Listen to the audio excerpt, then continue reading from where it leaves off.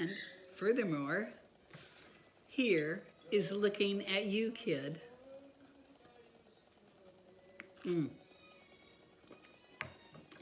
Good hot cappuccino. We're going to do a little Christmas video today. You know, I went to a ladies' Christmas tea yesterday, and the speaker asked us to remember the best Christmases that we've ever had. And it was so weird because I didn't think of any current ones. I went back to my childhood, which is so strange because we were so dirt poor. And yet the memories that I have of Christmas go back to those days with my mom and my siblings at home. And I'm a storyteller, so I'm gonna tell you some stories. Maybe you've heard some of these before, but you're gonna hear them again. This is my mother dressed up like Santa Claus. And in this picture, she's probably close to my age now. I know she was in her 70s. But the story goes that when we were kids, my mother, we were real poor. Of course, as I've told you, we lived in shacks, we lived in chicken coops, we sometimes slept under trees and in tents, but my mother always made it home. And there was not a Christmas that went by that we didn't have. It was special. She had made for herself a semblance of a Santa Claus suit. It was the hat and the cotton on her face, and she had the glove, the black glove, and she had bells that rang. And every year, 2 to 3 weeks before Christmas, she would start tapping on our window. And oh my gosh, when we were just ecstatic, and we would swear that we saw the sleigh go over the hedge. We'd say, oh my God, there he goes up into the sky. And our little minds just came alive. And she would do this 2 or 3 weeks before Christmas every single year. It was just delightful. And we thought we were really special because here we lived in these horrible little places, but we'd go to school and say, did Santa Claus come to your house? No, well, he came to our house, we always had Santa when nobody else did. My little mother created this for us. And not only that, all of our toys looked just like they were made in Santa's workshop, because she literally made most of our stuff. In fact, all of our stuff. It was a rare day that we ever got anything store-bought unless my grandparents, who were her parents, would buy them for us.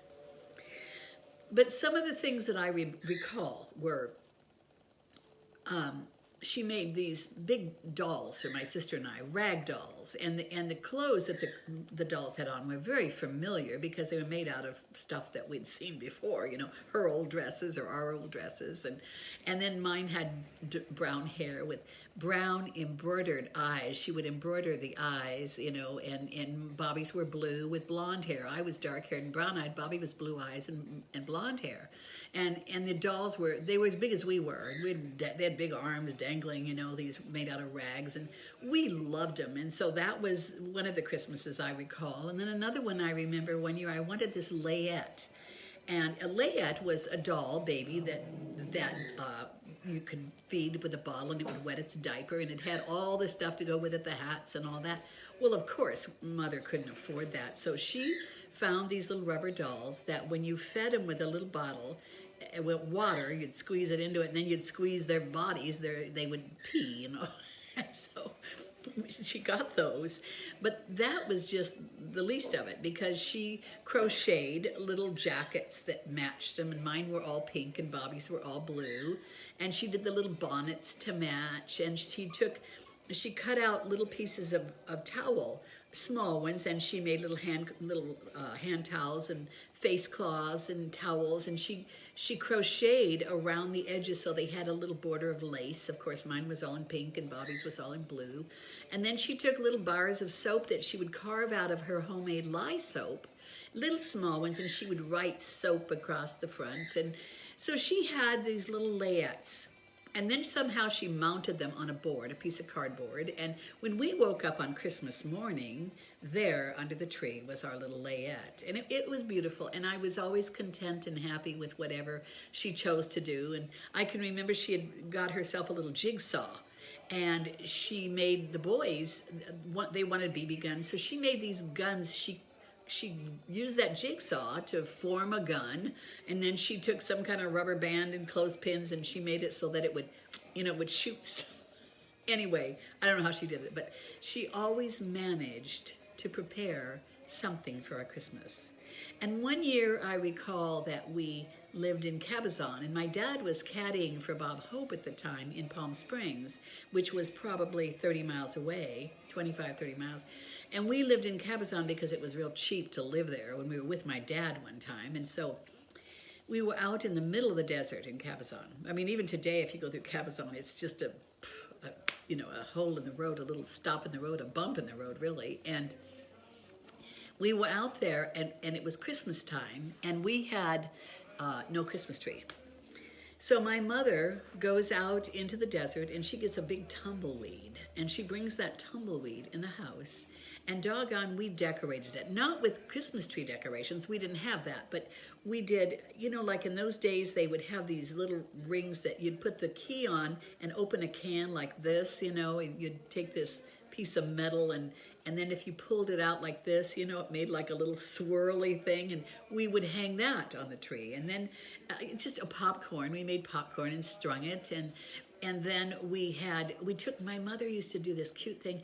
All year she would save her eggshells. She would take the eggs, and she'd put a pin in both ends of the egg, and then she'd blow on that, and the egg would come out of the shell, leave the shell intact. And then she would get crayons, and she would paint Santa's face on it, crepe paper and cotton, and then she'd put string through the hat, and we would hang those on the tree, little Santa Claus heads. And then we would go out and sell them. And we'd sell them for 10 cents a piece or 3 for a quarter. She would walk down lighted streets with us, and we would go door to door, knock on the door, and sell these little things and try to get some money together. But my mother made Christmas so special. And I want to encourage you.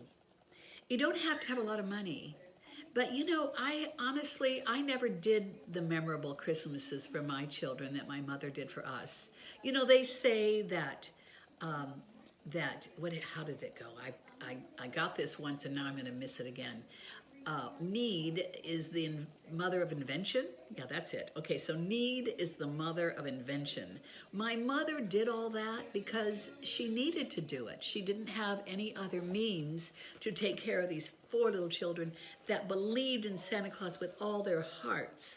So what a neat mom we had, and I want to tell you, I want to recite a poem that my sister wrote for my mother in regards to the Santa Claus knocking at the window. And so I'm going to recite it for you. This was written by my sister, Bobby Harrell, by the way, who has a book.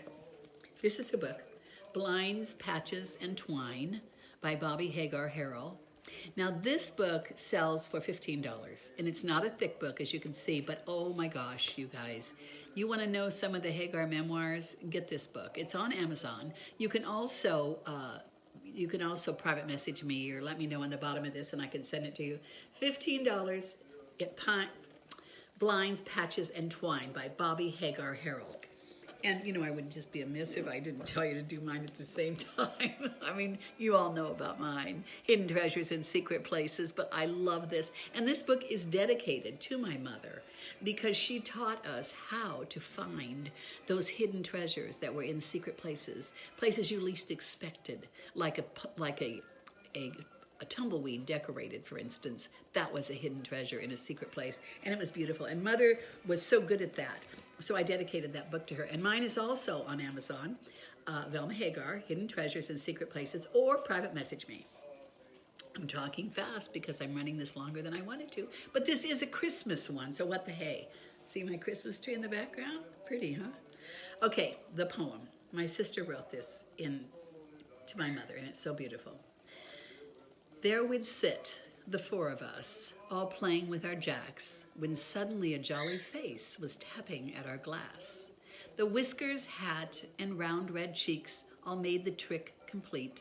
The fact that old Saint Nick should visit our house unique, for nothing much our home could offer other than the fact there was warmth and homemade comfort very apparent in this shack. How many times our treasured guest appeared, I cannot say, but every time he came, our mother was away. We wanted more than anything these two should finally meet. For how could Mom imagine if she could not see? And then one day, a sunny one, while playing in our garage, I ran across an old red suit, hat, whiskers, and all.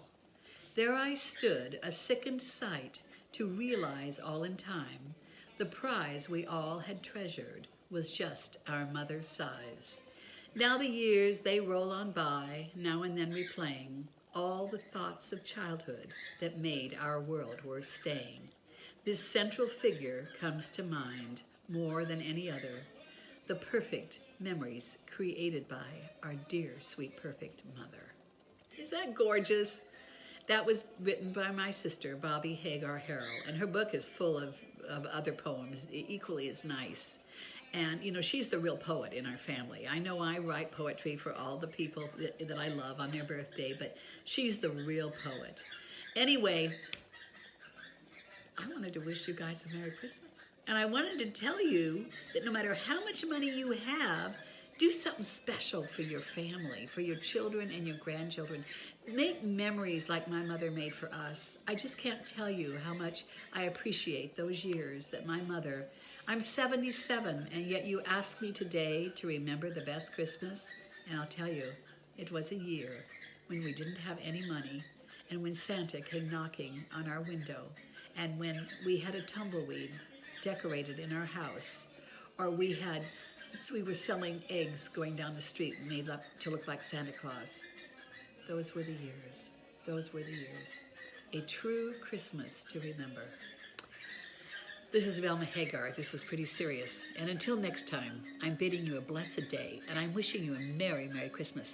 Make memories. Bye.